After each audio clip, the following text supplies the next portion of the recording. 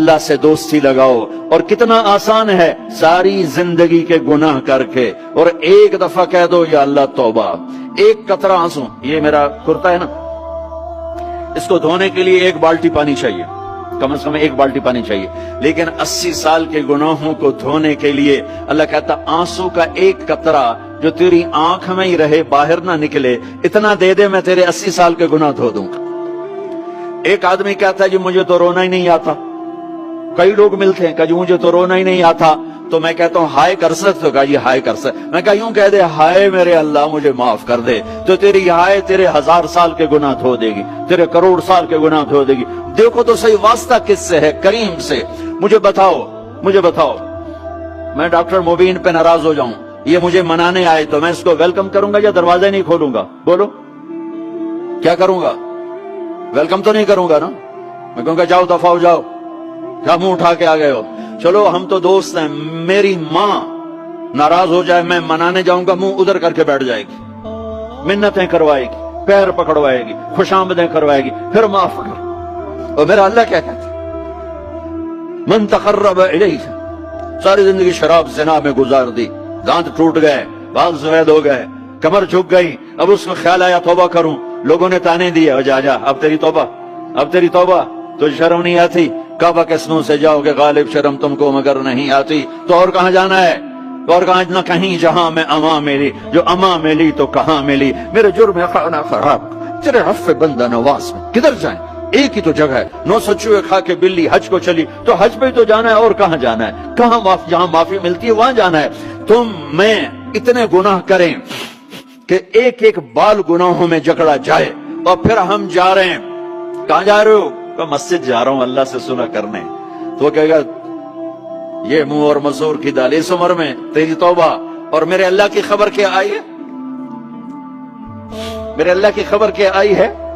من تقرب الیہ تلقیتہ من بعید، جو مجھے منانے آتا ہے میں پہلے کھڑا ہو کر اس کا استقبال کرتا ہوں.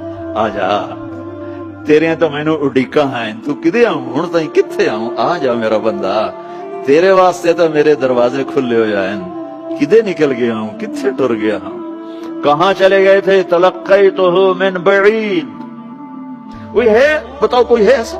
کوئی دوست، کوئی بھائی، کوئی بیٹا، کوئی ماں، کوئی بیگم، کوئی خامن، کوئی باپ، کوئی حکمران کہ تم روٹھے کو منانے جاؤ اور کہے ویلکم، مرحبا. اور وہ جس کو کسی کی ضرورت نہیں، نبیوں کا محتاج نہیں،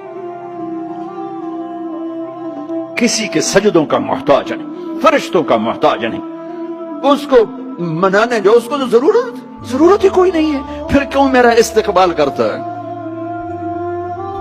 ترمذی کی روایت ہے، بنی اسرائیل میں ایک نوجوان تھا کفل، روزانہ نئی لڑکی اپنے کمرے میں لاتا تھا. شراب اور لڑکی اس کی زندگی تھی. ایک رات ایک لڑکی کو لے کر آیا، 60 دینار پاکستان کا 12 لاکھ روپیہ بنتا ہے، اور آپ کا 1 لاکھ بنتا ہے. 1 لاکھ رینڈ دے کر وہ ایک لڑکی کو لے کر آتا ہے. جب کمرہ بند کیا تو دیکھا وہ لڑکی رو رہی تھی. تو کفل کہتا ہے میں زبردستی تو نہیں لے کر آیا، ڈیل کر کے لایا ہوں.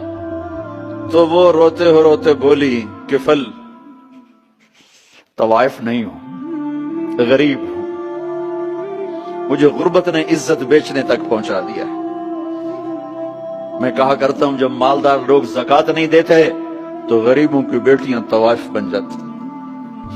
جب مالدار لوگ اپنے دنیا کو جنت بناتے ہیں اور غریبوں کو بھول جاتے ہیں تو غریبوں کی بیٹیوں کی عزتیں یوں نیلام ہوتی ہیں. وہ ساری زندگی کے لیے طوائف کا داغ اپنے ماتھے پہ لیتی ہیں اور زندگی بھر عزت کا ایک لمحہ نہیں گزار سکتی. اور طوائفوں سے کھیلنے والے وہ ویسے ہی مسٹر رہتے ہیں، وہ ویسے ہی ہز ہائنس رہتے ہیں، ویسے یور آنر رہتے ہیں. ایک بچی کی عزت برباد ہو گئی اور اس خبیث کی عزت ویسے کے ویسے ہے. اس لیے تو میرے اللہ نے قیامت کا دن رکھا ہے، اس لیے تو میرے اللہ نے قیامت کا دن رکھا ہے. ہائے ہائے ہائے ہائے